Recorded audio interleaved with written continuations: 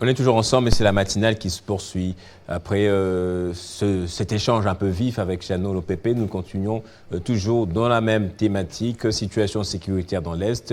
Quelle est la responsabilité ou l'action que doit mener le gouvernement pour répondre même à l'assentiment ou à la volonté, au desiderata de la population actuellement? C'est Samuel Kanza qui intervient en second lieu pour tenter de répondre à nos questions. Samuel Kanza, bonjour, bienvenue à vous. Bonjour, cher Gaëtan. Je suis très heureux encore de répondre à votre invitation ce matin. Merci. On va parler République et surtout qu'il s'agit là de voir comment est-ce que l'État congolais doit réagir face à cette situation de l'insécurité. Il y a une belle urette, mais on doit agir, on ne doit pas attendre.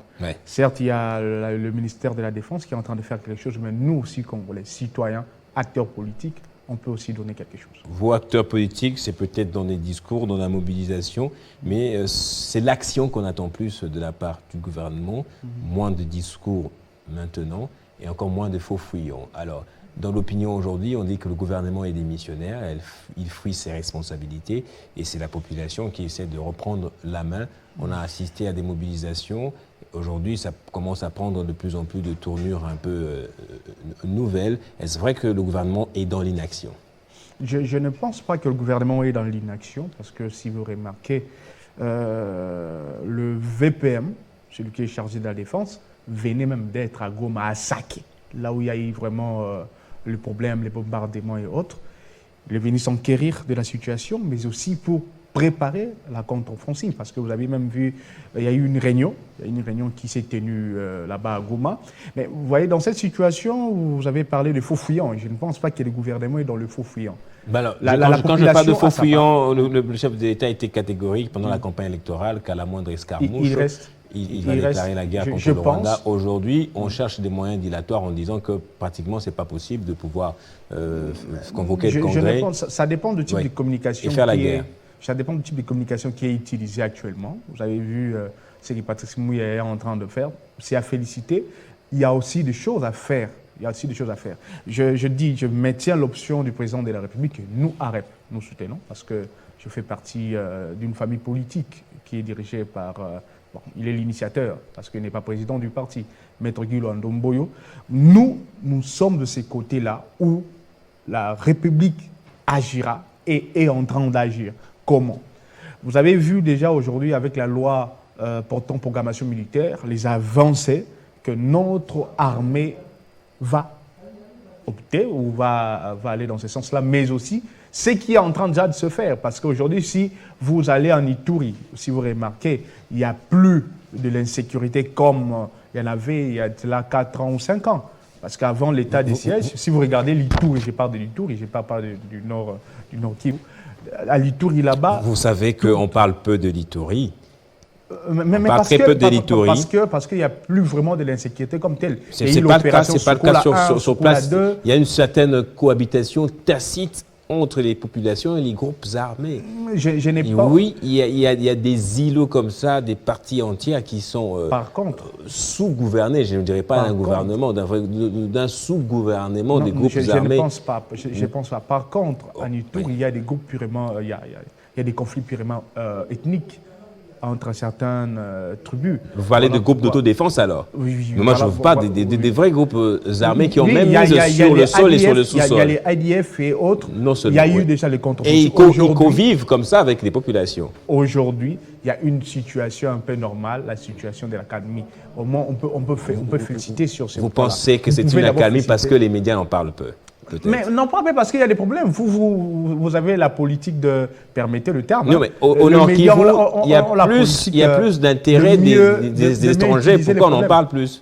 Non, vous utilisez plus le problème au lieu d'utiliser les solutions ou de la chose que l'État a apportée aux citoyens. Je voudrais bien aujourd'hui qu'on parle de cette situation. Vous savez que la situation sécuritaire que nous sommes en train de déplorer aujourd'hui commence depuis 1996 déjà, l'entrée de l'AFDF et autres.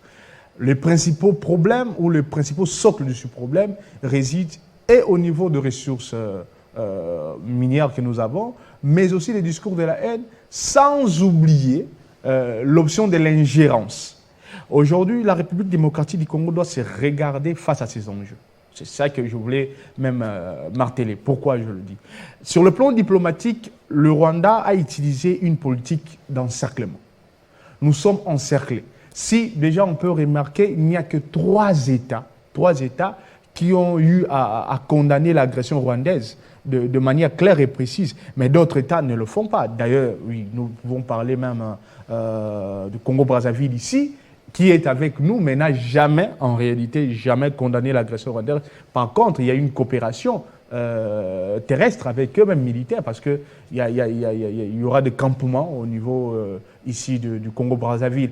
Comment est-ce que nous, le Congolais, on doit agir? Qu'est-ce qu'on doit faire? J'ai félicité d'ailleurs le haut représentant du chef de l'État, Serge Tshibangu. J'ai suivi son exposé pendant le séminaire au Chaises. Il y a même Patrick Mouyaya, j'ai vu même Ange Kaswende qui était là aussi. Mais là, ce que nous devons faire, on doit aller dans ces politiques, dans ce que moi je pense, le contre-encerclement. L'État congolais doit voir à ce stade aujourd'hui, qu'est-ce que nous on peut faire avec les États qui sont si belligérants face du Rwanda? C'est là que nous devons commencer notre diplomatie. Parce que M. le Président de la République doit se voir dans 3 ans déjà. Dans 3 ans, comment est-ce que la République démocratique du Congo doit se positionner sur le plan diplomatique? Je reviendrai sur le plan militaire, parce que sur le plan militaire, je dois parler en réalité de la protection de nos frontières, allais-je dire. Pourquoi la protection de nos frontières? Nous sommes vraiment une parcelle qui n'est pas contrôlée, qui n'est pas protégée. La République démocratique du Congo. Mais imaginez, en 5 années, qu'est-ce que le pouvoir en place, le gouvernement Sama Lukonde, le président de la République Félix Tshisekedi a fait, ne serait-ce à quelques kilomètres, puisque c'est beaucoup de kilomètres de frontières. C'est vrai qu'en un seul mandat, c'est impossible de pouvoir les sécuriser tous, puisque elles ont été poreuses pendant beaucoup d'années. Qu'est-ce que vous avez fait, vous, le gouvernement, pour essayer de contrôler les frontières, les moderniser d'abord aussi, parce que ce sont des frontières surveillées comme si on était encore au Moyen-Âge? Apparemment, monsieur le journaliste Gaëtan oublie ou n'a pas connaissance de certains faits sur le plan de frontières, de la protection de nos frontières. Vous savez, il y a eu un petit problème entre nous et la Tanzanie. Il y a eu des revendications des terres. Beaucoup de gens ne savent pas. Mais le président de la République a eu à avoir un accord avec le gouvernement zambien. C'est ça la surveillance aux frontières? Mais oui, il faut protéger les accords. J'arrive. Okay. Vous savez, si nous regardons la panoplie de nos problèmes, on ne peut pas remarquer un problème un peu lié à nos frontières, c'est-à-dire le placement de bornes et autres. Mais moi, je parle de cette situation de la protection de nos frontières sur l'image à venir. Regardons d'abord l'Allemagne. L'Allemagne, après la guerre, ils ont opté de la construction d'une clôture. Nous, aujourd'hui, après mille et une réflexions, si nous regardons sur le plan de la géopolitique qui se base sur l'analyse de rapports, de forces, et les forces sur le plan de la géopolitique, il faut regarder, il faut voir les eaux, les frontières, la démographie et les relations diplomatiques. Sur le plan de nos frontières, nous, on a les frontières qui sont liquides, mais aussi des frontières qui sont terrestres. Justement, pour les frontières qui sont terrestres. Des frontières pour les frontières qui sont terrestres, moi j'estime aujourd'hui à ce stade, monsieur le président de la République peut se positionner dans ces 2 ans ou 3 ans pour la construction des murs. Bien sécurisés, mais aussi électrifiés. Murs électriques. Donc vous reconnaissez qu'il n'y a eu aucune modernisation des frontières, des postes frontaliers? Je reconnais qu'il y a eu un travail qui a été bien fait. Des accords qui ont été bien faits. Il y a eu un placement des bornes. C'est bon. Vous le savez, que sur le lac, sur les différents lacs que nous partageons avec nos pays voisins, il y a beaucoup de différends entre nos pêcheurs et les pêcheurs d'autres rives. C'est souvent les nôtres qui en font les frais, qui payent les lourds tributs, parce qu'ils ne sont pas accompagnés par le gouvernement. Voilà pourquoi Samuel Kanza opte de réfléchir pour l'État. Voilà pourquoi depuis un temps, je suis chercheur en matière de défense. Et voilà déjà, je suis en train de continuer à nourrir cette réflexion, mais je pense que c'est en cela que nous devons nous baser. Comment protéger nos frontières purement liquides, donc lacustres et fluviales, mais d'abord sur ce qui est terrestre. Pourquoi je le dis? Il y a une politique que le Rwanda a mis en place, une politique d'encerclement, je venais de le dire. Le contre-encerclement, on peut le faire sur le plan diplomatique, chercher les États belligérants face au Rwanda. Mais en nous concernant ici, il faut qu'il y ait la construction d'une mur électrique, bien outillé, même sur le plan des munitions. Pourquoi je le dis? Parce que, regardez, j'ai vu le VPM aller à Saké, mais on a récupéré Saké. On peut contrôler encore d'autres localités. Mais comment est-ce que le Rwanda ou même le ZIF, je voulais dire le M23, peut encore aller en contre-offensive contre nous? Qu'est-ce que nous devons faire pour protéger ces cités-là? Parce que ça se manifeste comme nos parcelles. Qu'est-ce que nous faisons? Il y a nos richesses, mais ce n'est pas protégé. Voilà pourquoi j'opte sur ça. Toutes les localités qui ont été reprises, j'estime qu'à ce stade, aujourd'hui, nous devons aller avec cette protection-là. On a plus de 10 000 kilomètres de terre qui regorgent nos frontières, mais on peut commencer là où il y a des problèmes.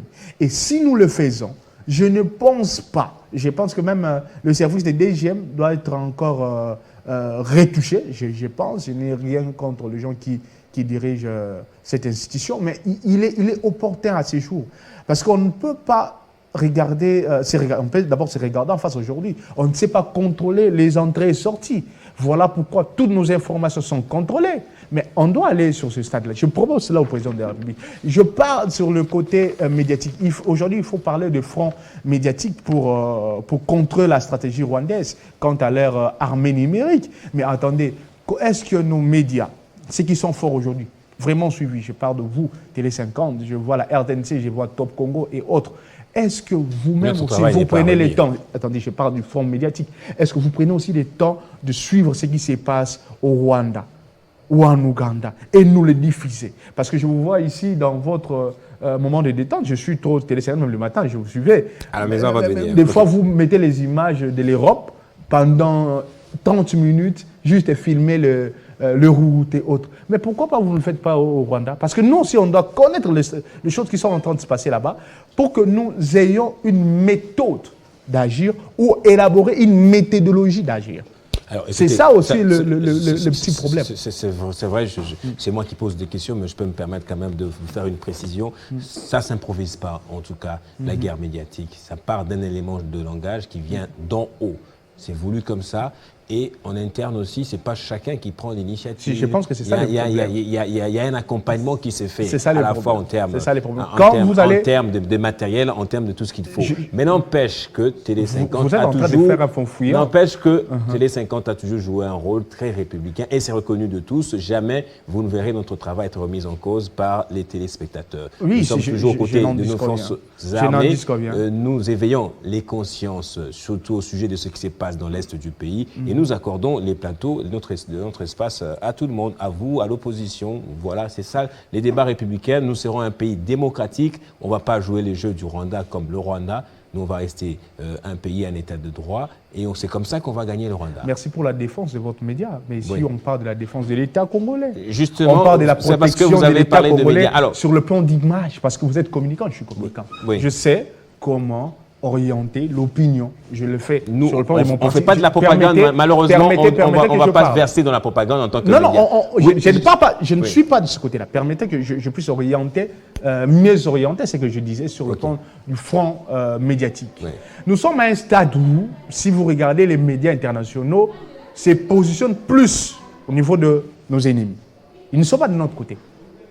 Comment est-ce que nous, le communicant, le chargé de communication, on peut mieux orienter notre opinion nationale, mais aussi l'opinion internationale? Justement, c'est à ce stade-là. C'est à Patrick Mouyaya qu'il faut le dire. Vous dites que et vous reconnaissez, vous reconnaissez donc indirectement que M. Mouyaya ne fait suffisamment pas bien son travail. Non, je n'ai pas dit ça. Oui, c'est vous qui voulez insinuer. En impulsant des vrais éléments de langage. C'est vous qui voulez insinuer. Qui a demandé aux membres du gouvernement de pouvoir mimer ce geste que nous avons tous vu faire, justement. Ils ont fait un geste important. Nos joueurs, nos léopards, pendant la CAN.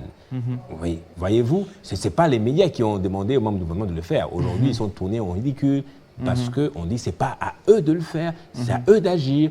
Et ma question vaut son pesant d'or, le gouvernement est dans l'inaction. Mais vous ne regardez pas ce qui s'est fait à l'Ukraine, les gestes que le président de la République ukrainienne est en train de faire.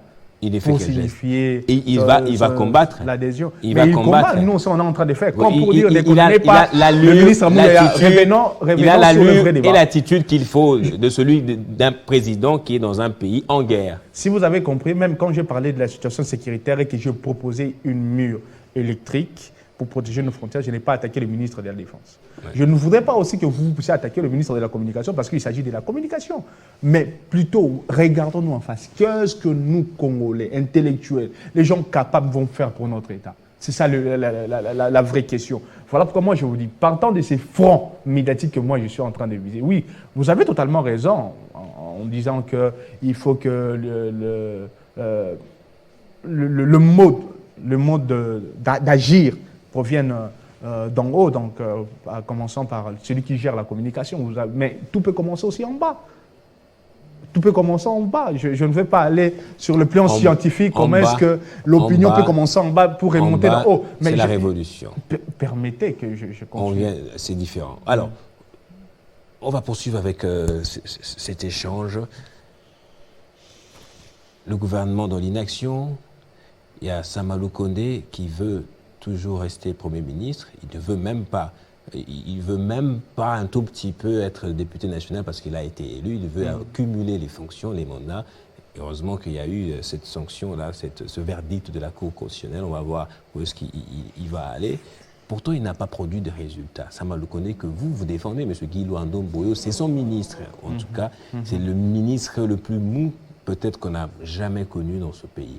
Quel est, d'après vous, le profil qu'il faut du prochain Premier ministre qui va prendre à bras-le-corps la situation sécuritaire dans l'Est du pays? Les ministres le plus mou, je pense que vous parlez en termes d'attitude, hein, d'attitude comme citoyen. Ça, je peux vous le concéder. Je ne parle pas seulement en termes de la personnalité, je parle en termes d'action. Ah, si vous parlez en termes d'action, là, vous devez enlever votre qualificatif là, parce que ça ne tient pas debout. Pourquoi je le dis? Parce que lui étant ministre de l'aménagement du territoire, vous m'amenez à parler de l'aménagement du territoire. Je parlais du Premier ministre, pas du ministre. Non, vous avez touché. J'ai parlé du premier ministre le plus mou.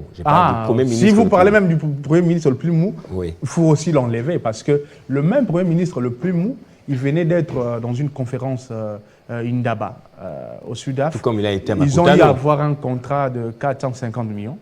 Le ministre Guy Luando aussi était là. C'est vraiment un Premier ministre mou, comme vous le dites. C'est lui qui arrache le contrat. Vous avez même souri. Comme pour vous dire, ce n'est pas un Premier ministre mou, c'est quelqu'un qui part pour un objectif. Le nombre de projets lancés, jamais même entamés par M. Samalou Kondé, ça va me prendre beaucoup de temps. Il y a beaucoup de... Aujourd'hui, si on parle de 145 territoires, il y a une réalisation à 75%. Vous ne pouvez pas le nier comme moi parce qu'il y a le travaux des BCECO qui ont été déjà donnés c'est la présidence à la population. C'est la présidence de la République maintenant qui a pris toutes les choses. L'initiative venait du président de la République. Et ça reste encore le président de la République qui le gère de loin toujours, de près même. Ouais. Je ne pense pas. Je ne pense pas. Parce qu'il y a des ministères sectoriels qui agissent. Il y a le ministère de l'aménagement du territoire, il y a les ministères du plan et autres qui sont en train de travailler. Revenons sur le PDS 145 territoires ne suit aucune logique de gestion de projet d'État. Je ne pense pas. Sur base de quoi? Sur base de quoi? Parce que si on peut regarder en termes de la conclusion de contrat des marchés publics, tout a été respecté. En termes d'exécution, tout, vraiment le marge qu'on peut comprendre sur le plan de contrat administratif, je pense, d'après moi, est respecté. Vous ne pouvez pas dire cela. Regardez ce qui est en train de faire. Alors, on va terminer ici. Je chute uniquement sur ce point-là. On est en train de regarder un gouvernement qui doit venir. Un gouvernement qui doit venir pour ne pas voir l'internationalisation ou, qu'est-ce que je voulais dire, la manière où le Premier ministre reste au pouvoir comme Premier ministre. Non. Il y a un Premier ministre qui viendra, pour preuve, sur base de l'article 78, il y a déjà un informateur. Le président de la République doit voir certains critères aujourd'hui. Rapidement pour terminer. Certains critères pour recruter, parce qu'il y aura un recrutement sur base de conclusion ou de conclusion de son informateur. Il doit voir si les compétences seront réunies. Parce qu'il y a certains aussi qui sont au gouvernement, permettez les termes, qui ne méritent pas. qui ne méritent pas, même en termes de compétences, mais aussi en Alors, termes de... Samuel Kanza, pour terminer, on va parler de la REP. Vous avez un nouveau secrétaire général dont les images ont été diffusées dans cette matinale également. En quoi est-ce que Camille Richard Kalele est le bon secrétaire général pour ce moment? En quelques mots pour terminer. En quoi est-ce qu'il est le bon secrétaire général? C'est comme pour votre parti, justement. Ah, heureusement. Mais même pour notre parti, celui qui était avant lui a fait aussi un travail, Pascal Kanga, que je félicite d'ailleurs, qui est maintenant le président AI. Lui, il est là face aux enjeux. Face aux enjeux, il fallait aussi qu'il y ait un bon manager, un connaisseur, un meilleur ménageur, c'est ce que je voulais utiliser même le terme, le meilleur ménageur. Pourquoi? Parce qu'il s'agit là des élections au niveau du Sénat et au niveau de certains gouvernements. Parce que AREP pourrait, dans les jours à venir, rendre public la liste de ses candidats gouverneurs. Mais il a été candidat malheureux. Il a été candidat malheureux, mais ça n'en disconvient sur bas de... Moi aussi, j'ai été candidat malheureux. Oui. Mais mes compétences sont toujours là. On cherche qui gagne, non? Oui, mais sur ce plan-là, il a prouvé, voilà, il était SGA, beaucoup de gens ne savent pas apparemment. Oui. Il était SGA, chargé de contrat, oui, mais aujourd'hui, il est SG, c'est-à-dire qu'il a prouvé ses compétences, même pendant la campagne. Comment est-ce qu'il a su gérer à côté de son autorité à l'époque? Comment il allait faire? Donc aujourd'hui, face aux enjeux, le CG, Camille Richard Kalele, présente vraiment un bon profil, pour la gestion de notre parti, mais aussi en termes de collaboration avec d'autres partis politiques, l'UDPS et tant d'autres. Merci beaucoup pour ces précisions au sujet de Camille Richard Kalele, maître Camille Richard Kalele. Je vous dis merci également pour votre intervention. Merci beaucoup. Il nous reste quelques minutes pour boucler cette matinale. On va la boucler avec nos invités qui viennent de l'Institut secondaire, primaire aussi, Denise Nyakeru Tshisekedi.